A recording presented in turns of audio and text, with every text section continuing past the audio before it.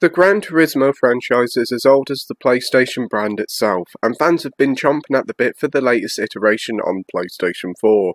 Originally intended to be released in late 2016, the game was delayed for almost a year. It finally saw a release in October 2017. But was the delay worth it? Here's my review. Gran Turismo's big new mode and its major selling point is its online multiplayer, which you can't even play until you watch two 5-minute videos on how to be a better driver. It's quite bizarre to lock the mode out till you watch these videos, but it's a decent way to tell players not to drive like a dick.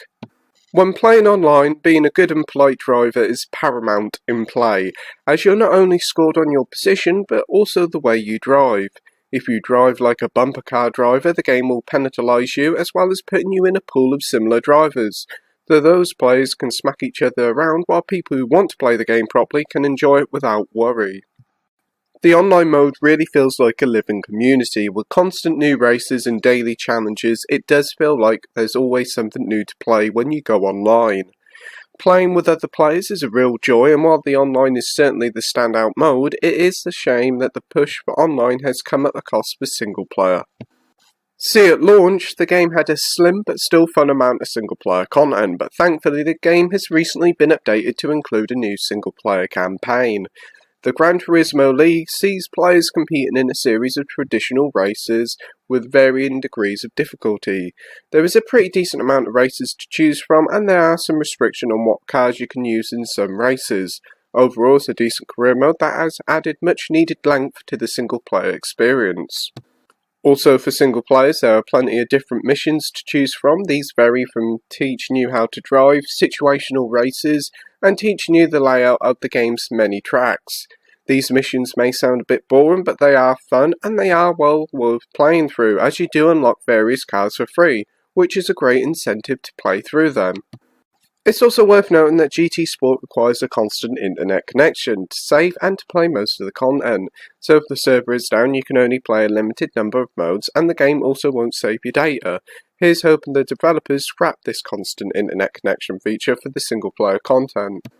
Time to talk about the car selection now, and GT Sport's car selection is a much smaller and leaner collection compared to previous entries.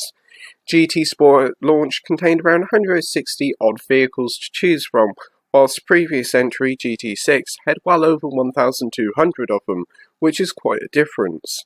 But to be fair, the game has received a decent amount of free cars since launch and will promise to receive more for free in future updates, so it isn't so bad. As for the tracks, the game features around 40 tracks from 17 different locations, which is a huge difference from the previous game, which had loads more tracks to offer. Though the track list may be on the small side, the tracks that are available are fun and great to play through, though it should be known that there should be some free tracks added in future updates for free. Driving in the game feels really responsive on the DualShock 4. The game feels easier and accessible to control than Project Cars, but each car still feels very different to control. The controls themselves are varied with many different ways to take the wheel. Heck, there's even a motion control option with the DualShock 4, and it's surprisingly responsive and enjoyable. In terms of graphics, the game is absolutely stunning, and compared to the PS4's previous big racer, Drive Club, the game does offer a nice upgrade. Car models look incredibly realistic, and those who love their cars will certainly drool over some of the car models. The tracks also look superb, and the game looks much improved over the initial reveal trailer. Developers Polyphony Digital certainly know the game is a looker, as they've included a cool new mode called Scapes, which sees you positioning cars from the game in scenarios from real-world vistas like London, Japan and America, and it can be a rather addicting feature that those who love photo modes in other games will certainly find plenty of enjoyment here. Conclusion time now, and make no bones about it, GT Sports is certainly a much leaner and smaller package than previous games in the series. But in its defence, GT Sport is an incredibly fun and accessible racing game that players of all experiences can enjoy. The multiplayer is fun and the online landscape of the game is great, and whilst the single player has suffered, the game is slowly adding more content with each update.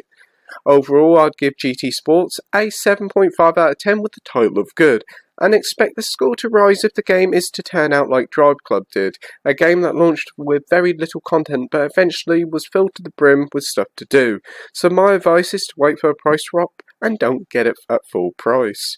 So anyway, thank you for watching my review. Like, rate and subscribe, and until next time, happy gaming. Bye!